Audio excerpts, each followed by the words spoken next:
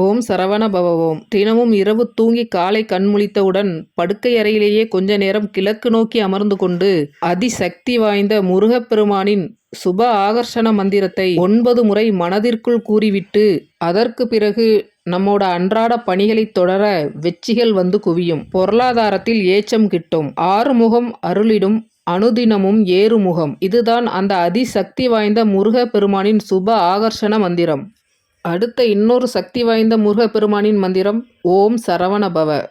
ஓம் சரவண பவ என்ற இந்த மந்திரத்தை மட்டும் 1008 முறை ஒருவர் தினமும் சொன்னால் அவருக்கு பொன் பொருள் சேர்ந்து வேண்டியது வேண்டிய வண்ணம் நிறைவேறும். இந்த வழிபாட்டை செவ்வாய்க்கிழமைகளில் தொடங்குவது மிகச் சிறப்பு. பிரம்ம முகூர்த்தத்தில் எழுந்து குளித்து இந்த மந்திரத்தை 1008 தடவை ஜெபித்து இனிப்பான பாலில் குங்குமப்பூ கலந்து முருகனுக்கு நெய்வேத்தியமாக படைத்தால் வாழ்வில் பல சிறப்புகளை அடையலாம் என சாஸ்திரங்கள் கூறுகின்றன. ஓம் சரவண பவ.